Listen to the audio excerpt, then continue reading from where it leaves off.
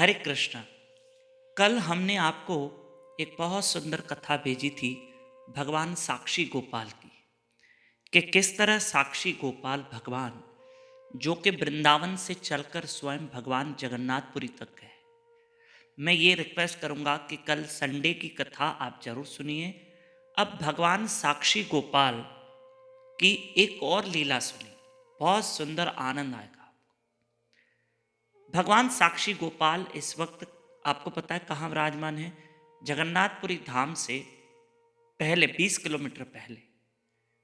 और आप जब भी जगन्नाथपुरी धाम जाएं तो साक्षी गोपाल भगवान के दर्शन अवश्य करना। तो आप सुनिए उनकी लीला कि जगन्नाथपुरी की जो राजा थे और जो रानी थी, तो उस रानी की इच्छा हुई, जो महारानी थी जगन्नाथपुरी की धाम की राजा की पत्नी, उनकी इच्छा थी रानी की कि मैं साक्षी गोपाल के दर्शन करने जाऊं।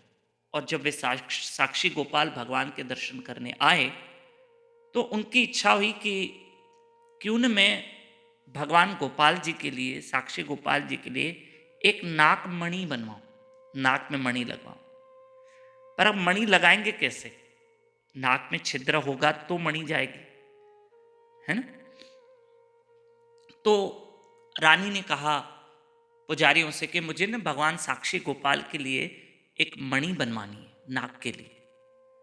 तब पुजारियों ने कहा कि भगवान के नाक में छिद्र है ही नहीं, क्योंकि ये तो विग्रह स्वरूप है, मूर्त है, विग्रह है, तो उनके तो नाक में छिद्र ही नहीं है, तो मणि डालेंगे कैसे?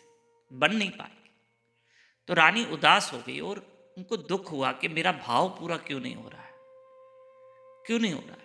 मैं जब भगवान को पहनाना चाहती हूँ, मेरा भाव है, मेरी श्रद्धा है। तो उन्होंने भगवान से कहा प्रभु मेरा ये भाव पूरा कर।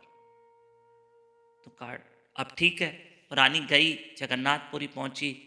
जब वो रात में आराम में थी रानी, तो रात को स्वप्न में साक्षी गोपाल आए। ये सच्ची घटना है, भक्तमाल में कथा आती है। हाँ, भक्तमाल आप ग्रंथ पढ़ेंगे ना, उसमें आपको समझ में आएगा। तब उस भगवान ने कहा साक्षी गोपाल ने कि आप चिंता ना करो, आप मेरे लिए वो नाक की मणि बनाओ, मेरे नाक में छिद्र है।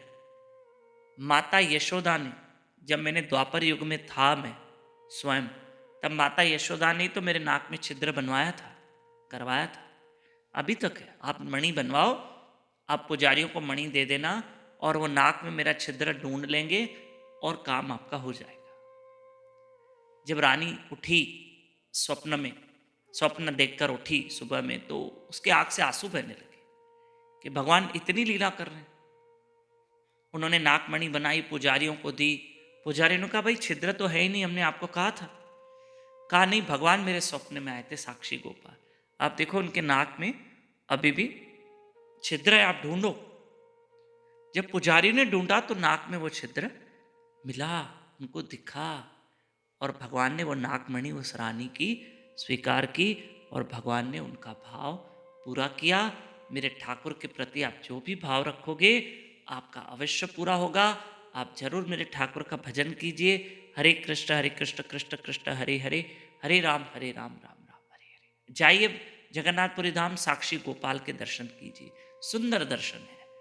नए भक्त मेरे साथ व्हाट्सएप पे जुड़ सकते हैं, हम डेली घर बैठे आपको कथा भेज सकते हैं। 9284826810 इसी नंबर पे व्हाट्सएप पे अपना और अपने शहर का नाम लिखकर भेजिए। हरे कृष्ण।